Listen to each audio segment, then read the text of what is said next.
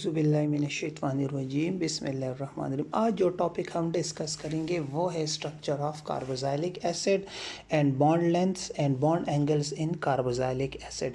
अगर आप carboxylic acid को देखें, लेट सपोज मैं फार्मिक एसिड सेलेक्ट करता हूँ। क्या सेलेक्ट करता हूँ? फार्मिक एसिड सेलेक्ट करता हूँ। मतलब इस CH3 और H में से मैं H सेलेक्ट करता हूँ जो स्टार बनाया हुआ है। लेट सपोज ये फार्मिक एसिड है, ठीक है। अगर आप मैं फार्मिक एसिड सेलेक्ट करूं यहाँ पे, अगर आप इस कार्बन को देखें, इस कार्बन ने 3 सिग्मा बॉन्ड बनाए हुए और 1 पाई बॉन्ड। हमें पता है कि ज्योमेट्री या स्ट्रक्चर पाई बॉन्ड पे डिपेंड नहीं करता, सिर्फ डिपेंड करता है सिग्मा बॉन्ड पे। कार्बन के पास लॉन पेयर कोई नहीं है, सिग्मा बॉन्ड कितने हैं? 3 है। जब सिग्मा बॉन्ड 3 है, अगर आप यहाँ से और से देखें, यहाँ पे दोनों को जमा करें, लॉन पेयर 0 है, सिग्मा बॉन्ड इस कार्बन के पास 3 है, sp2 हाइब्रिडाइज है। अब इस ऑक्सीजन को देखें, इस ऑक्सीजन को अगर आप देखें तो यहाँ पे 2 लॉन पेयर है, 2 सिग्मा बॉन्ड बनाए हुए। Lone pair 2, sigma bond 2। यहाँ पे अगर आप देखें दोनों को जमा करें 4 जब भी होता है तो sp3 हाइब्रिडाइजेशन होती है। लेकिन यहाँ पे but not sp3 due to resonance. यहाँ पे जो हाइब्रिडाइजेशन ये sp3 नहीं है, किसकी वजह से? रेजोनेंस। कैसे रेजोनेंस? ये बॉन्ड इधर आ जाते हैं और ये लॉन पेयर इधर आ जाते हैं। मतलब इस ऑक्सीजन का लॉन पेयर यहाँ पे, यहाँ पे डबल हो जाते हैं, ये ऊपर चला जाता है, नेगेटिव साइन। ये ऑक्सीजन भी sp2 होता है और ये कार्बन भी sp2 हाइब्रिडाइज होता है।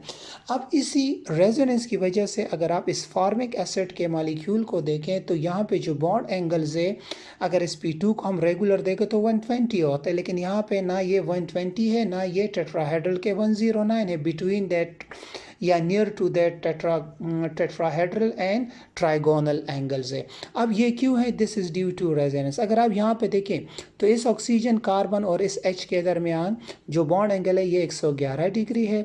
यहाँ पे जो बॉन्ड एंगल्स है ये तकरीबन 124 डिग्री है और इस साइड पे जो बॉन्ड एंगल है ये 125 डिग्री है। और अगर आप H और COH के दरमियान बॉन्ड एंगल देखें तो ये 106 डिग्री है। अब इन एंगल्स में क्यों इतना डिफरेंस आ रहा है? ये एग्जैक्टली 120 के बराबर क्यों नहीं है?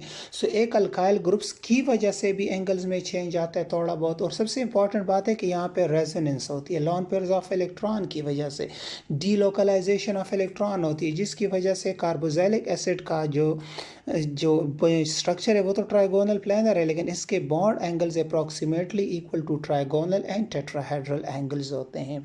फिर अगर आप इनकी बॉन्ड लेंथ की बात करें, कार्बन ऑक्सीजन जो डबल बॉन्ड लेंथ है वो 1.21 या 1.2 एंगस्ट्रॉम की है। Carbon oxygen single bond length 1.34 angstrom की है।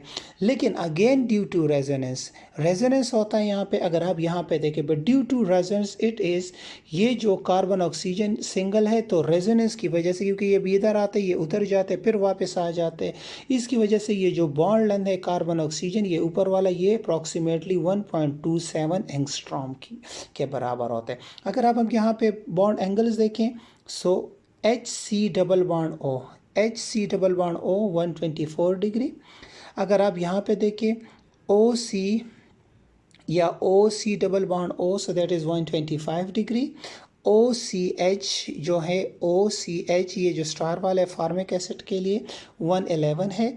फिर ये COH जो है 106 डिग्री है। एंड द ज्योमेट्री इज़ या the structure is trigonal planar for carboxylic acid.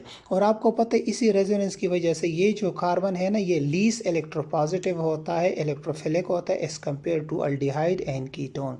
इसी वजह से carboxylic acid generally nucleophilic substitution reaction show करते हैं instead of nucleophilic addition reaction like aldehyde और कीटोन्स।